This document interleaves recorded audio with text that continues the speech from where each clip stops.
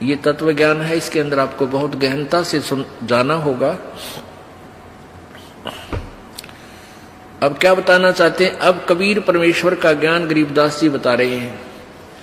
सार वस्तु तो अंदर लीनी, सुख जमीन को दिखा देनी, सुख जमीन मिलती ना भाई, स्वाति सीब सब ऐड़ी जाई।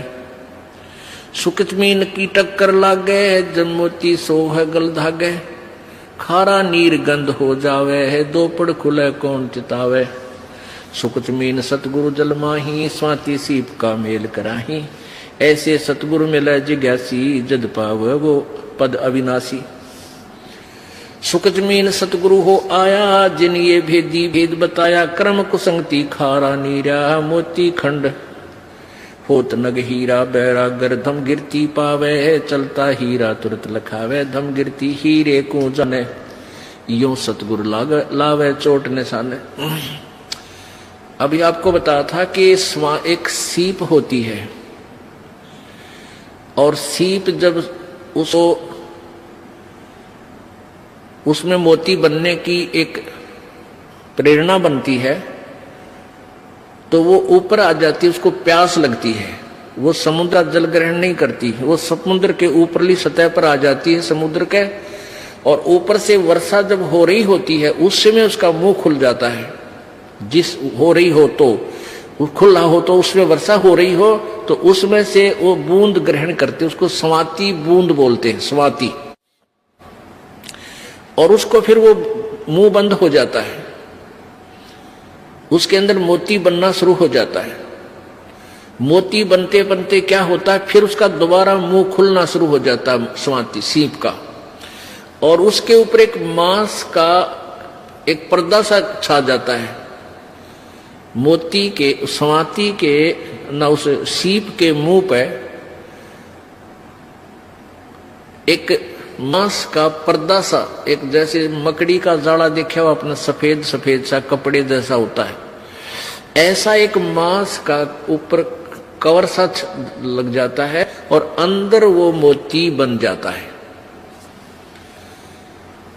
अब मोती स्वाति भी मिल गई और सीप भी है।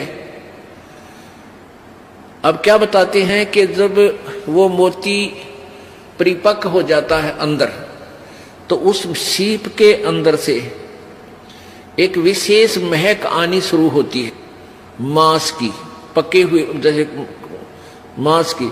तो एक बहुत ही पतले से मुंह की एक मछली होती है, पतले से, उसको सुकचमीन बोलते हैं, पतला सा मुंह, पैन कैसा हो उसका मुंह। तो वो क्या करती है, मांस खाने के उद्देश्य से उस सीप के, उस मांस का कवर के ऊपर पर्दा सा होता है, उसको खाने के लिए उसमें टक्कर मारती है, उसको खाना चाहती है। वो लगते ही वो पर्दा सा फट जाता है और मोती उसमें से निकलकर समुद्र में गिर जाता है। अब क्या बताते हैं, कितना गहरा ज्ञान है इस दो अक्षर में, दो लाइनों में। सार वस्तु तो अंदर लीनी, सुख जमीन को दिखा देनी, सुख जमीन मिलता ना बाही, स्वाति सीप सब ऐड़ ही जाही। सुख जमीन की टक्कर लागे है, जब मोती सो है गल धागे। अब क्या बताते हैं, मनुष्य जीवन भी आपके पास है और सतगुरु भी मिल गया आपने, आपको सही मंत्र भी मिल गया, और यदि सारनाम नहीं मिला तो भी आपका यो मंत्र भी, आपका जीवन भी, दोनों व्यर्थ, जो पहले दूसरे द्वितीय मंत्र तक। अब कहने का भाव ये है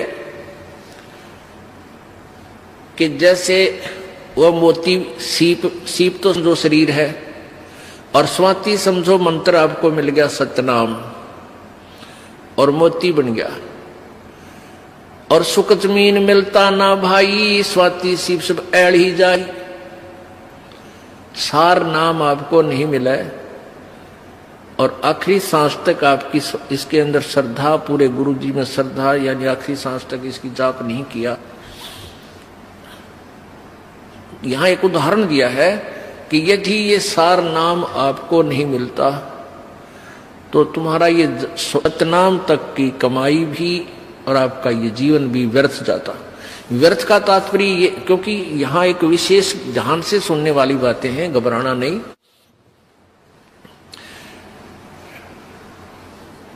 अब जैसे आपको सतनाम मिल गया और सारनाम मिला नहीं और आपकी मृत्यु होगी। पहली बात तो यह है कि परमात्मा उस प्राणी की मृत्यु नहीं होने देगा। कबीर भगवान के हाथ में पूरी कलम है। जमजो राजा से डरे मिटे कर्म के लेख, अदली अदल कबीर है, असल कबीर है ये कुल के सतगुरु एक। ये नहीं आपके जीवन नहीं जाने देंगे, पूरा काम करके और तब आपको यहां से फारिग करेंगे। ये इनकी समर्थता है।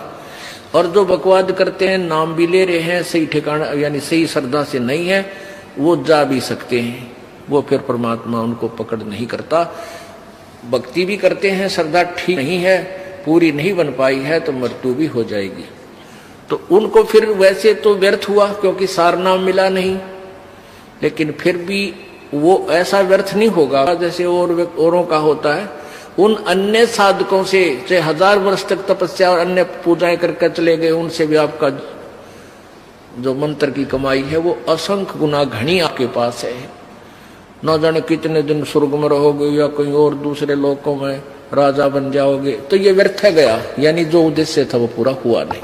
अब ये एक उदाहरण देना चाहते हैं आपको गहराई से समझाने के लिए।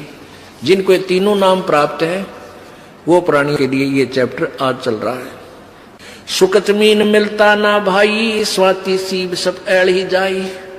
सुकत मीन की टक्कर लागे, सुकत मीन मिलता ना भाई, स्वाति सीब सब ऐड़ ही जाई। सुकत मीन की टक्कर लागे है, जब मोती सो है गल दागे। अब सुकत मीन ने उस सीप के उस मांस के टुकड़े को खाने के उद्देश्य से टक्कर मारी, वो खड़क दे ही मोती नीचे निकल गया। तब वो मोती निकाला गया गोताखोरों के द्वारा और फिर उस मोती की कीमत हुई, फिर वो सीने पर आकर सुशोभित हुआ। परमात्मा हमें बताना चाहते हैं कि पूरी साधना पूर्ण संग से प्राप्त करके ही आप परमात्मा के दरबार में सुशोभित हो पाओगे, अर्थात पूर्ण मोक्ष प्राप्त करोगे। फिर आगे क्या बताते हैं, पूरे गुरु के बिना ये काम नहीं बनता। सुकच मीन सतगुरु हो आए, जिन ये भेदी भेद बताया। कर्म कुसंगति खारा नीरा, मोती खंड होत नग हीरा। बैरा गर्दम गिरती पावे, चलता हीरा तुरत लखावे। दम गिरती हीरे को जाने, न्यो सतगुरु लावे चोट निशाने। अब ये हीरा जो होता ना, एक हीरा ये पत्थर में बन जाता है, पत्थर में होता है, पहाड़ में, और इसकी इतनी ताकत होती है इसमें, ये कुछ ऐसी गर्मी पाकर के वहां पहाड़ की, और ये पत्थर को फोड़ता उसके अंदर से चल चल चल करता हुआ चल पड़ता है, जिधर भी इसकी दिशा बन जाती है। तो पहले राजा लोगों के पास एक धम गिरती होते थे। धम गिरती वो क्या होती, उनके अंदर एक ऐसी कॉमन सेंस होती है, ऐसी उनकी सुरती लगती थी, वो ध्यान यानी अपनी ऐसी सुरती को पत्थर से पहाड़ पर तचा देते थे कि वो हर उस पत्थर की उस हीरे की दिशा को बता देते थे कि ये इधर को चल रहा है।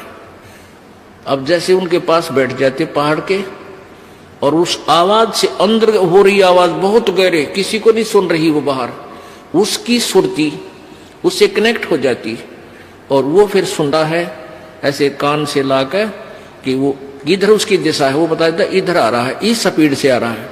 तो आगे जाके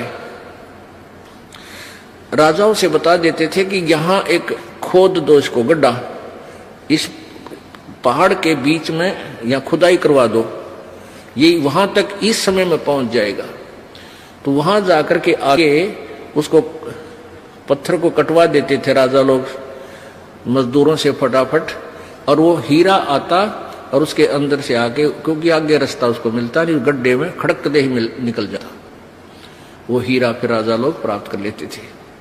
तो क्या बताते हैं